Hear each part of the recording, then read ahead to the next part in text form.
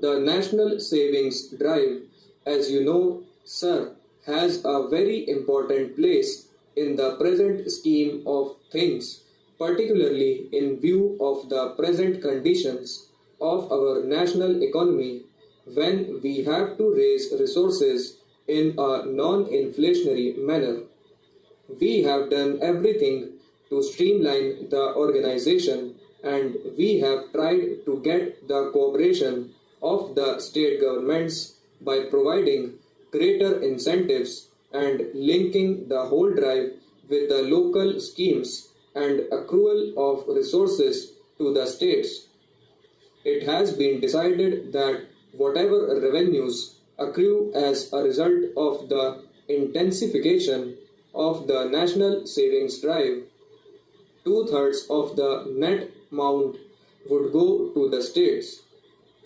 We have also decided that we will meet 50% of the additional expenditure to be incurred by the various state governments.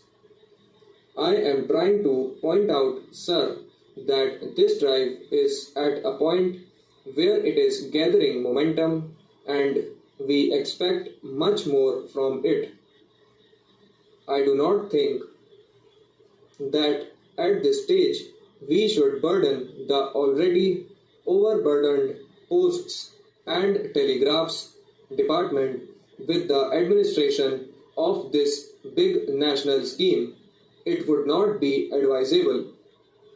Another point was that the P&T department was running at a loss and that it would minimize the loss of this department.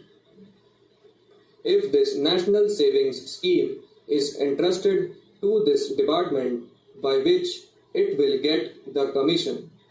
I would like to point out, sir, that at present a very substantial part of the national savings certificates are being sold through the post offices. Postal savings certificates form the bulk of the small savings and the commission for them goes to the P&T department. During the last 3 years, an average of 2 crores has gone to the P&T department. The P&T department is already getting some revenue from this, and in order to popularize this scheme and in order to make it reach the rural areas, it is necessary to intensify the scheme under the present setup, that is the central government, the National Advisory Committee, the state governments, etc., rather than to burden the posts and telegraphs department with this additional task. Another point that he made was regarding a separate budget for the P&T department just as the railways. Sir, the whole question of having a separate budget is misnomer or a misdescription. During the last few years, as a result of the demand in Parliament, the budget memorandum as well as the annual financial statements have been elaborated and made clearer still to the layman by the addition of the explanatory memoranda and by showing the commercial accounts separately. If you read Article 112 of the Constitution, you will find that it provides for a consolidated fund into which all the revenues will be credited and from which all expenditure will be met. If you see the budget papers, you will find the railway revenues and expenditure finding a place in the annual financial statement. There is nothing like separate budgeting, although the mode of the presentation may be different. Furthermore, these commercial departments are either incorporated under a special act of Parliament or are incorporated under the Indian Companies Act. Parliament has delegated powers so that it has ought to present the detailed accounting to the Parliament. It has only concerned itself with the investments or the loans if the government makes any, and so accounts and financial statements are presented in a general form.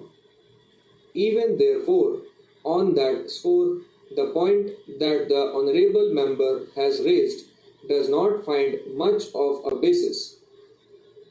He said something about the size and weight of the postcards. He said that if they could be reduced, much of the handling charges may be reduced. This involves a lot of problems because our postcards have been having the particular size for the last so many years, and if we have to change the size, we will have to change the machinery which produces them. We produce about 100 cases per day, that is about 34,56,000 postcards every day, and we will have to change the machinery entirely. This machinery will have to be imported, which would mean foreign exchange, which is so very difficult to obtain at the present moment. Similarly, the paper board that comes will have to be changed in specification, and the manufacturers will in turn have to change their machinery. It is a very involved process, and I think it would not be at the present moment a practical proposition to change the size of the postcards, however advantageous it might mean. The honourable member suggested our making the cards lighter so that the weight may be less. This also is not practicable because, as you know, the postcard is of a particular thickness, and through experience we have found that out to be of great value. The postcard is a bit roughly handled in sorting. It passes from place to place.